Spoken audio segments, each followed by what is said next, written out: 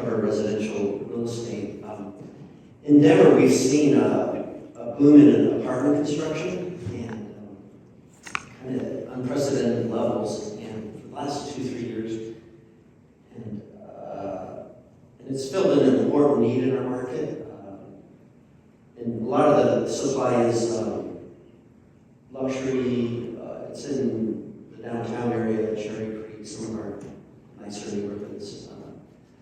But there are concerns emerging. There's been a lot of discussion in the office, but worries about the supply of multifamily are starting to grow in financing. And to kind of take us through where the multifamily market's at, we have Caitlin Sugrue Walter.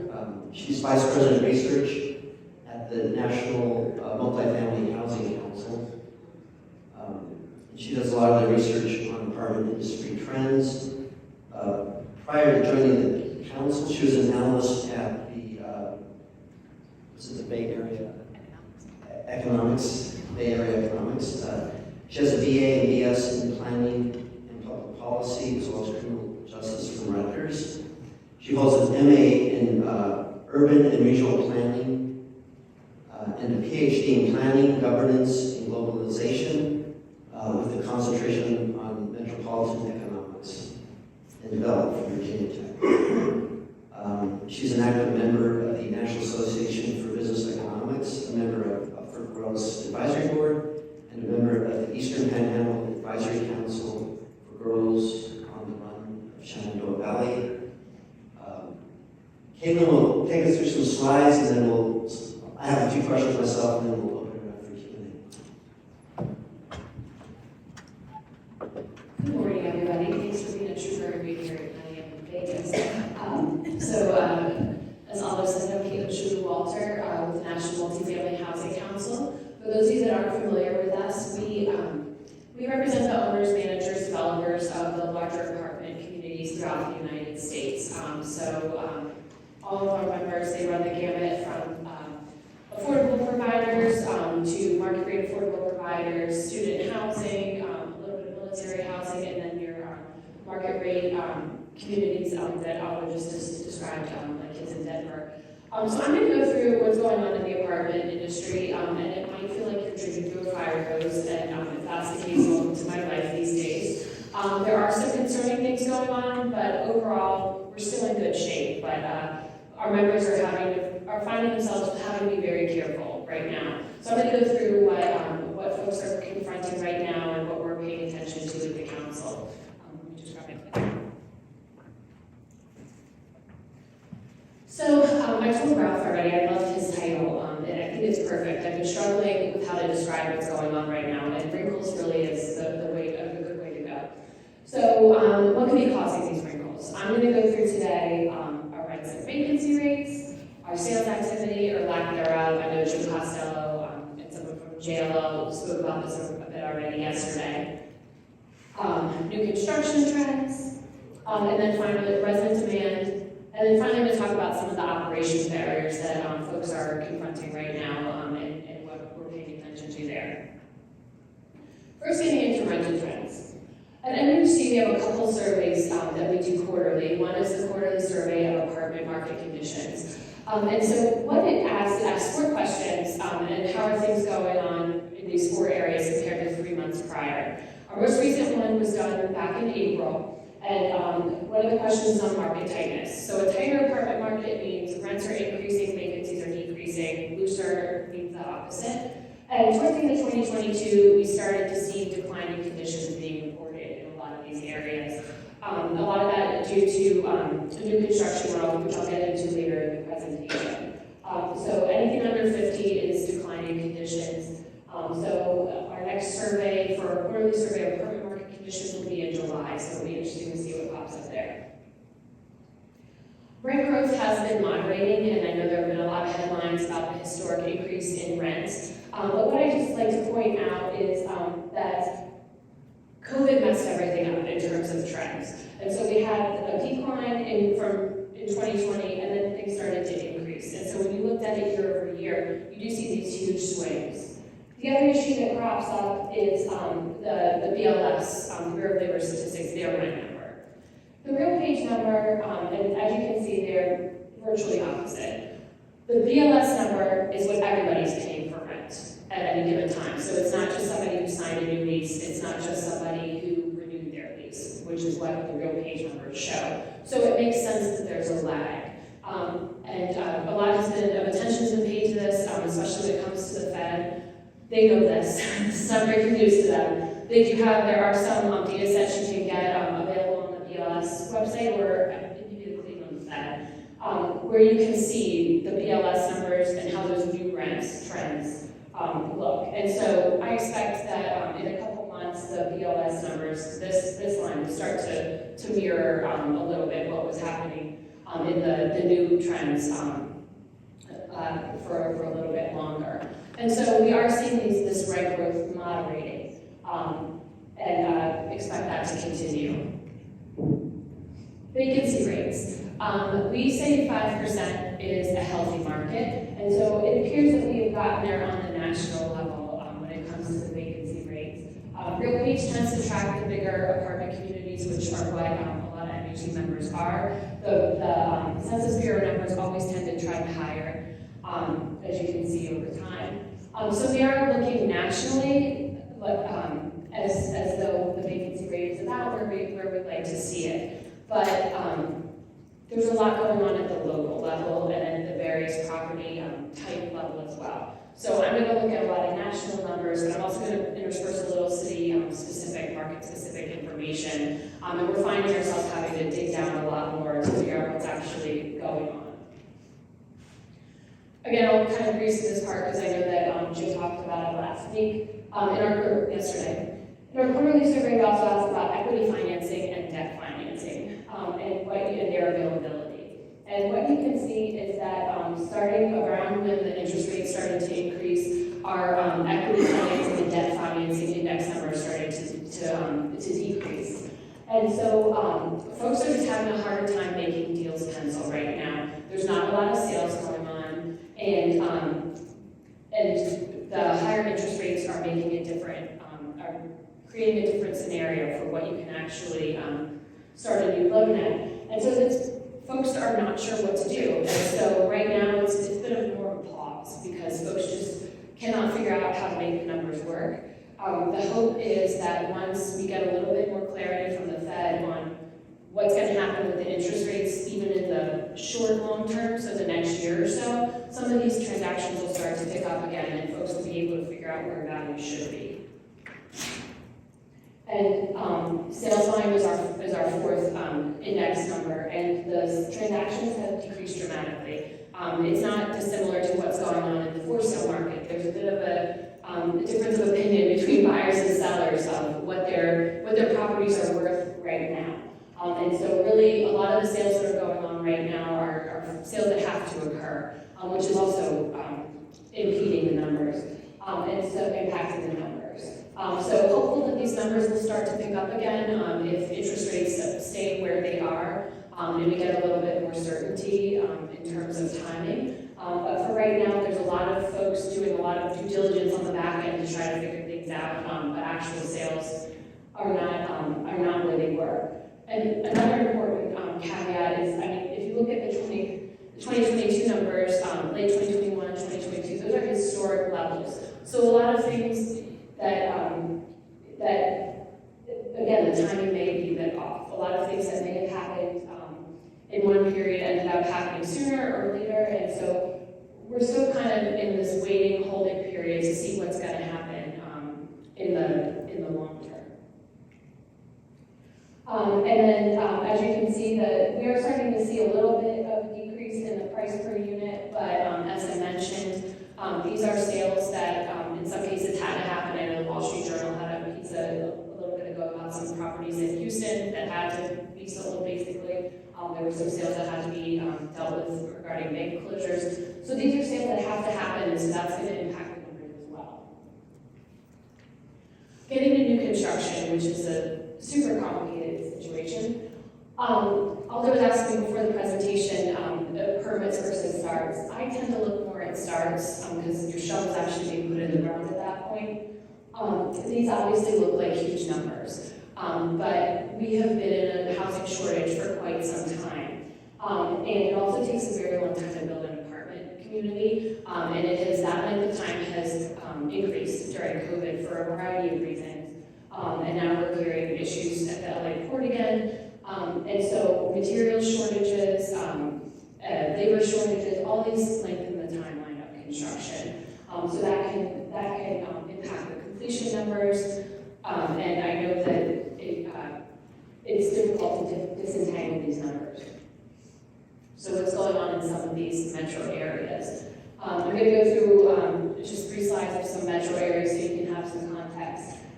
These are permits, and make sure you look at the left axis to see the actual values. But you look at Phoenix, Austin, Denver. I think Austin has had a tremendous amount of permits pulled, and those units have been started. It's difficult to find starts numbers at the metro level. So this is an area where we expect that in the short term there could be some increased vacancies because we have all these units that are going to come online, and because the timelines have been disrupted a little bit, things are kind of starting to come online all at once, which makes it even worse. Folks that were supposed to deliver their property 6 months ago, maybe they couldn't, and so now you have all these folks that are delivering all at once. So great for the resident, but it does make it a bit difficult to figure out what's going to happen long term when you have these kind of temporary floods in supply in some places. Looking at Nashville, Raleigh, and Jacksonville. Again, as you can see, Nashville's had a ton of growth. One thing I want to point out, these are a lot of permits being issued. These are a lot of units being constructed. But this is where a lot of people are moving. And these are not COVID trends. These are trends that started pre-COVID. Did COVID mess with some of the timing? Definitely. But these are places that were popular before COVID, and we anticipate will continue to be popular. So while you may have a lot of units coming online in the short term, in the long term, there's demand for these units. And then finally, this is San Jose, San Francisco, and Portland. Again, they have some more measured numbers. And so while it is a fair bit of supply, these are some places that, particularly in California, they have a shortage. And so temporarily, it could take a bit to sort out the fundamentals, but of getting the units leased up, but long term, they're necessary units. And all that to say, it seems anecdotally from what we've started to hear from our members that things are starting to slow down. Some of it is related to some of these deliveries in markets. They're waiting to see what happens, make sure that everything goes according to what we're expecting to happen. But also, the finances are difficult. So you get your construction loan from a bank. A lot of times it can be a regional bank, it can be a smaller bank. Even if these banks have perfect fundamentals, a lot of times they have specific allocations for property type classes. And so if there aren't a lot of transactions going on, they can't make new transactions, they can't issue new loans because they are already allocated and max out their allocation. The other issue too is that they're higher interest rates, and so a project that penciled in December 2022 may not have been penciling in March 2023. Our latest, this is from our construction quarterly survey, and what we've seen is this change from March of 2022 to March of 2023. The financials, it's no longer we can't get the materials, it's we can't make to start the project, it's we can't get a loan. We can't make the finances work. The interest rate is too high to make the rent that is necessary attainable. So we have this survey out in the field as we speak. It'll be released at the end of the month.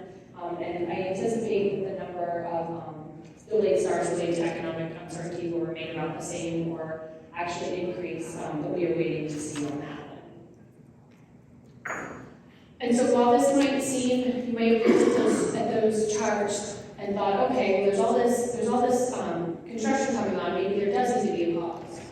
We still have a housing shortage. There are 1 million estimates of the housing shortage. There are a couple.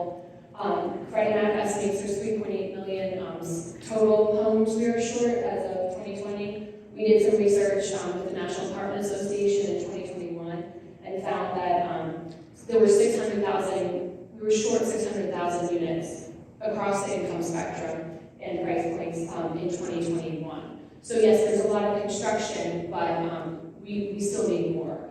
And so the fact that things are starting to slow down, we saw this happen in 2008.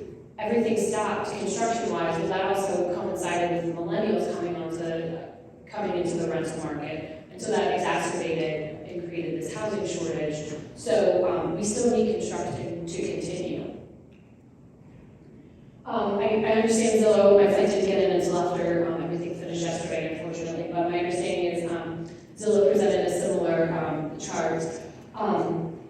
One potential source of demand for renting right now is folks who would otherwise be homeowners. We like to say that there needs to be a balance. there needs to be no shortage in the for sale market, and there needs to be no shortage in the rental market. And so right now, when you look long term, it actually is the premium to buy is higher than if you were renting. And a lot of this is because there's not a lot of supply in the for sale market, and so the sales that are occurring are at the higher end. So there are a potential source of demand right now for apartments that is not insignificant are people that would otherwise be homeowners. So a lot of those folks would tend to be at the higher end themselves of the income spectrum. But this is something we've been doing long term, and as you can see, it is gradually starting to creep up and has reached peaks recently. But all that to say that doesn't mean renters are doing great across the board. I like to say that so everybody talks about the apartment market, but it really it's a broad spectrum. So you have the folks that are in the luxury class A properties that Aldo mentioned in Denver.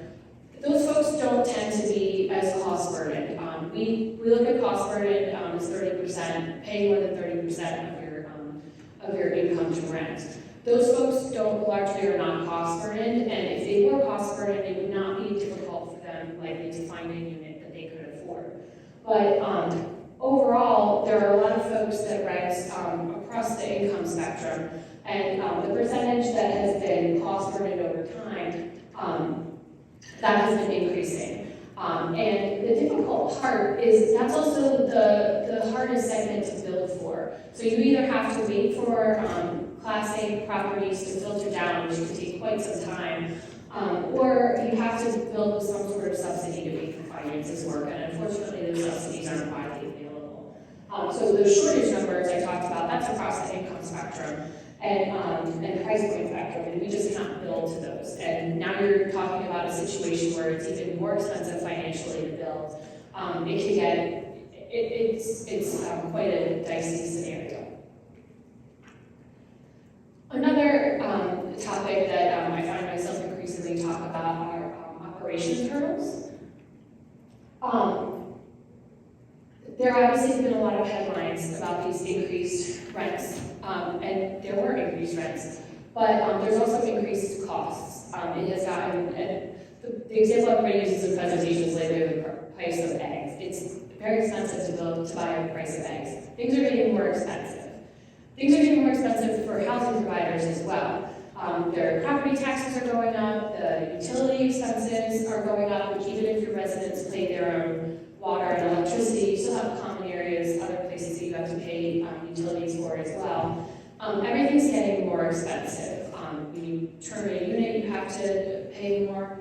And so this actually, we've seen apartment returns actually go negative recently according to 2 different metrics. And there are a variety of reasons for that.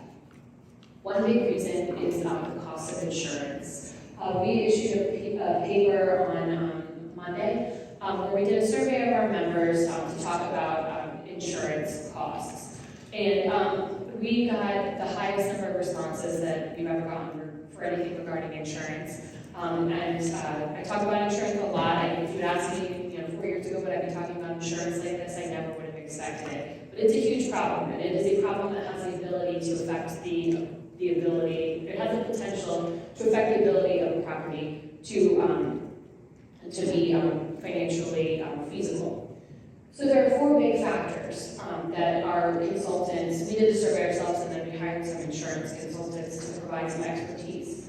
4 big reasons that, insurance costs are becoming such an issue.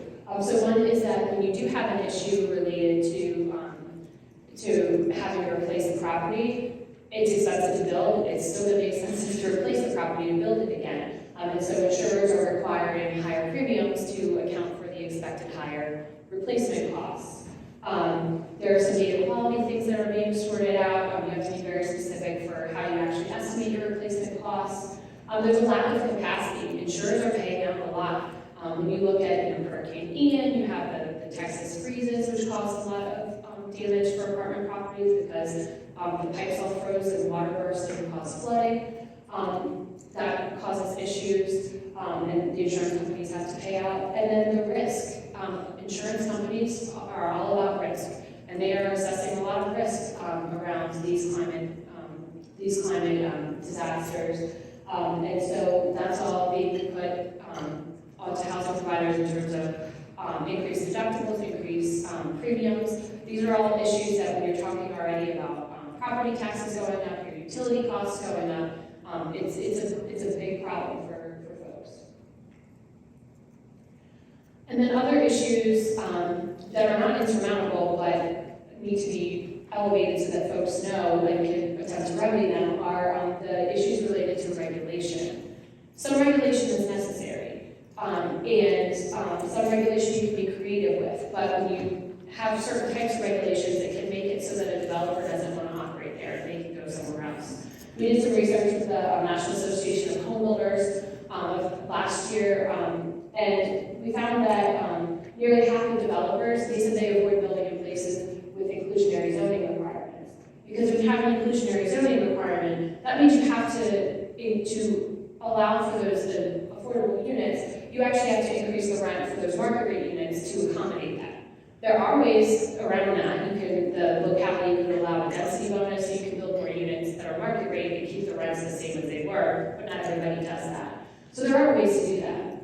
The other is rent control. So 88% of folks said they would avoid working in jurisdictions with rent control. You have all these expenses going up, and you have the potential to have your rent capped at the amount you can charge, and then you look at places where they're lowering it for political reasons, and it does not follow CPI. You're not going to build there if you have a choice. We saw that happen in St. Paul, where they instituted the rent control ordinance and development essentially shut off.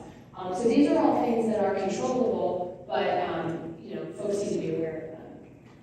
And then finally, NIMBYism, which I would argue is less controllable. That's an even bigger issue related to development. It adds to development costs, so you have to raise your rents to make the project feasible, and it causes a timeline delay, 7.5 months. That's not an insignificant amount of time, especially in an uncertain interest rate environment. So these are all issues that I like to highlight because they're not unsolvable fixes, and we should be, our fundamentals for the apartment industry are good and are solid, but there are a lot of things that need to be addressed to maintain that foundation. With that? Okay. I have a few questions, and then I'll open it up. But so it's pretty clear that we're in a housing drought, right, long term. But even in a drought, as we know in the Southwest, you can still get flash floods. And I was looking at some of the start data. So last year, I think we had the highest starts, I think, since '86. 529,000 starts. I looked at the 30-year average. It's 279. So we've known about the shortage for a long time, yet developers seem to have been moving slowly. When they should have been building faster, they were kind of dragging their feet, and last year they accelerated, right as we're looking at a recession. So could there be damage from that they've ramped up at the wrong time? So I think the timelines are so, a lot of that is a timing issue. Mm-hmm. There were capacity issues for quite a long time after the Great Recession that essentially limited how much developers could build. And the time from permitting to start can be quite lengthy. A lot of it, so that's where that NIMBY opposition comes in. So if you have 7.5 month delay, that's likely going to be in between that permitting and that starts time. So a lot of it is a bit out of the developer's control. You think you're going to start at a certain time, then you have materials delays, you have labor delays, you have NIMBY opposition. All those things can mess with the timing of it. But it is a longer development timeline, so I would say that the developer doesn't go in thinking, oh, this is what the demand is today, and so I'm going to build it, I'm going to get it done, in 6 months. They say, okay, this is what has been going on in this area, this is what's been going on in Nashville for the past 10 years. This is what's projected to happen in Nashville in the next 10 years. And there's tons of companies that provide those projections. So while the numbers may look concerning, and yeah, it's just practicality, if households hold off forming because of economic uncertainty, we could have times where it looks like there are temporary high vacancies in certain markets, but long term that is going to sort itself out. Mm-hmm. So at the University of Denver, there's a professor, Glenn Mueller, and he does real estate cycles, and looking at multifamily, he says a lot of the country's in hypersupply, and he's predicting a recession start of 2024 in places like Austin, Charlotte, Jacksonville, Phoenix, and Vegas. So I guess, do you see that happening? What does oversupply mean into a recession and hypersupply recessionary market for multifamily? What does that look like? So I would term hypersupply as a place where you have excessive vacancies and rents, asking rent declines. We do have some places, Jacksonville, for example, is a place that has a lot of product that's about to come on the market. But people have been moving to Florida in droves. There are issues, though, that could impact that, and that's that last section I talked about. Florida, there are some insurers that are just pulling out of Florida. So if you have increased insurance rates, you're going to have to increase your rents. So that can be to make up for those increased costs. So these are kind of external factors beyond the basic demographic situations that are occurring that could have an impact. So right now is when I try to talk about, okay, this is the time we have to address these potential problems so that we don't have a hyper supply issue where there's too much and we have the increased vacancies because people just can't even afford those asking rents, even with rent declines. But there's still demand in these places, and our demand research looked out to 2030, either 2030 or 2035, and found that Florida, Texas, and one other state that's eluding me at the moment, they're going to be responsible for the bulk of population changes and demand going forward. And so, Austin and Jacksonville are still located in Texas and Florida. Mm-hmm. So they'll be strong. You touched on this about affordability. Moody's Analytics, I guess at the start of the year, at least in their record keeping, it was the first time a majority of renters were above 30%. And I think your research shows the country's lost 4.7 million apartments with a rent of $1,000 or below.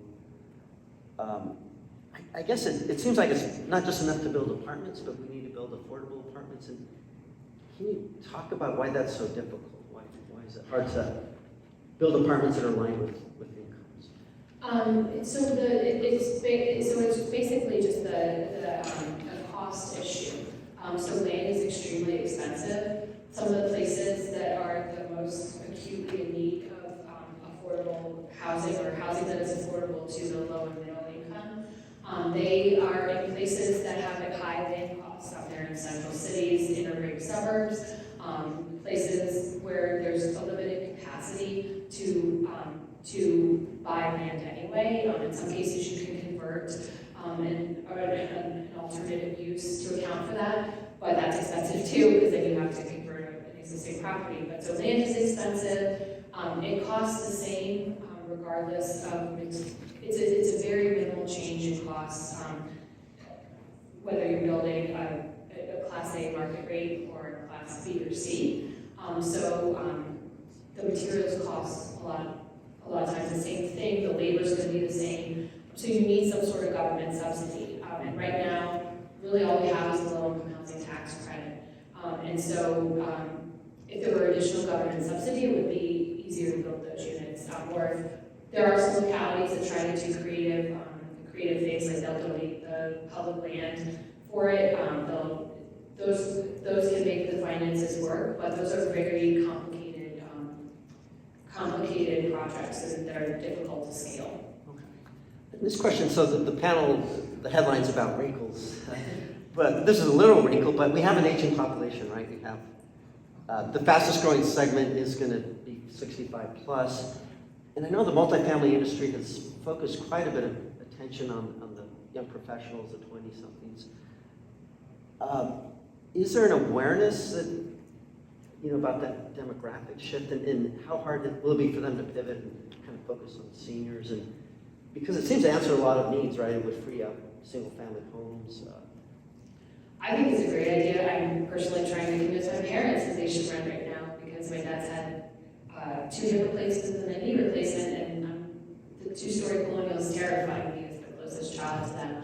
I think that a lot of things that a 67-year-old would need and a 27-year-old would need in an apartment community are not that different.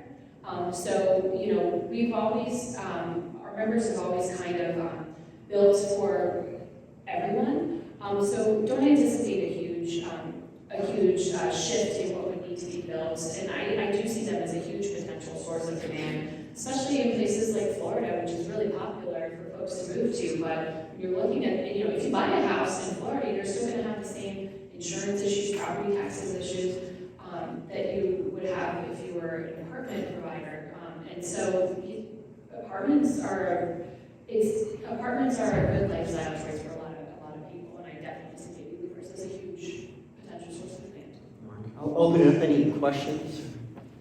Do you guys include build to rent in your data? And if not, how do you sort of expect the influx of those types of units coming online, especially in places like the Sun Belt where we already are expecting an oversupply of apartments? How do you expect those BTR units to impact fundamentals on the apartment side?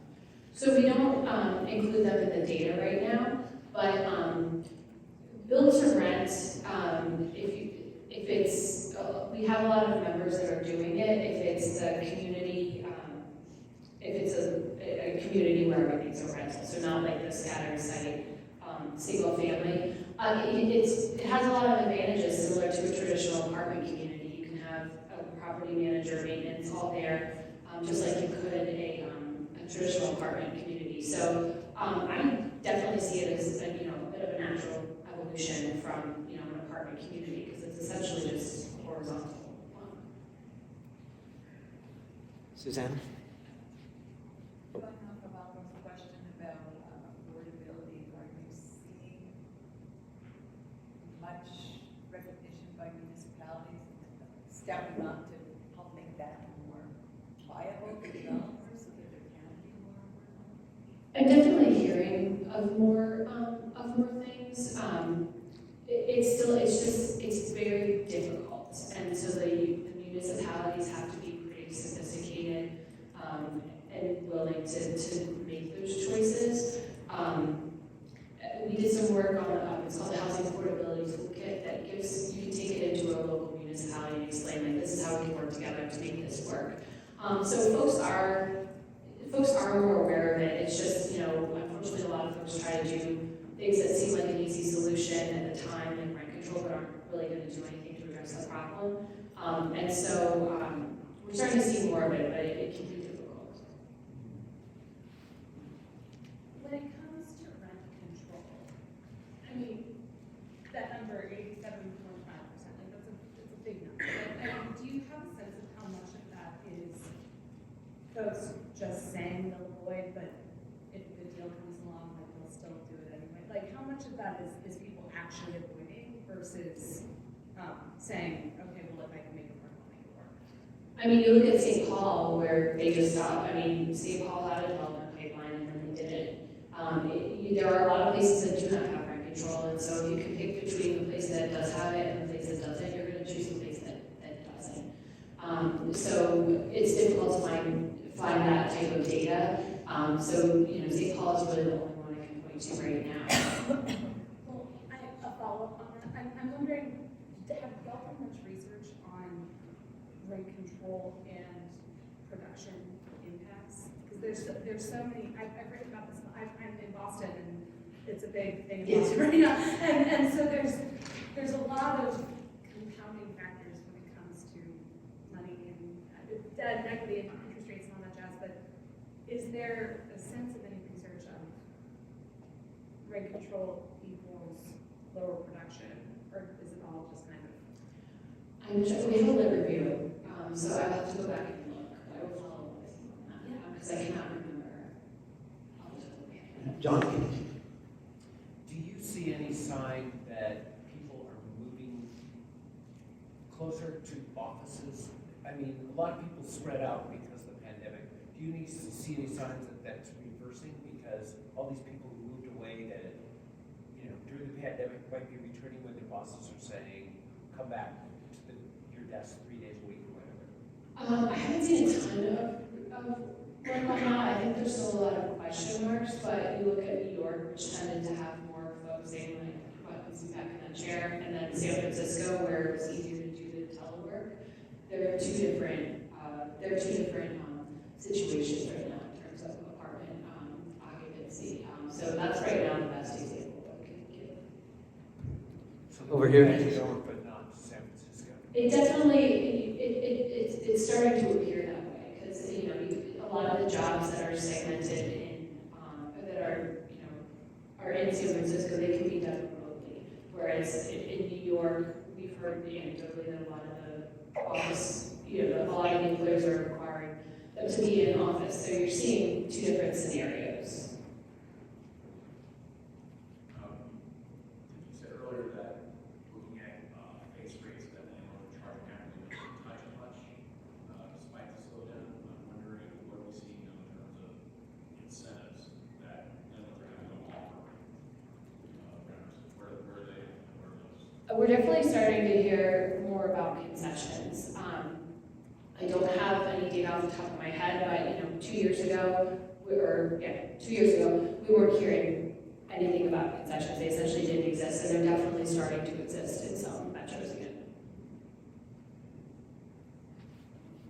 What is your prediction for like defaults and foreclosures in the market as owners who took out loans when interest rates are low kind of come up on the end of their loan and need to refinance? Do you expect lenders to work with them depending on the market, or do you expect to see an uptick in distress? I think that a little bit of an uptick is unavoidable because it has been so low for so long. But I think that there's a recognition that, you know, office has its own troubles, and you want to attempt to not have that go elsewhere. We're hearing anecdotally that there's still a lot of equity available. They just are sitting on the sidelines because the terms aren't what they think they should be. So I'm optimistic that there are definitely folks who are going to have to refinance because they have a floating rate debt, but I'm optimistic that there's enough there. And we also have, you know, the GSEs, luckily, that it won't be a huge distress scenario, and those folks that are struggling will be able to work something out. Thank you very much. Our time's up, and I appreciate your insights.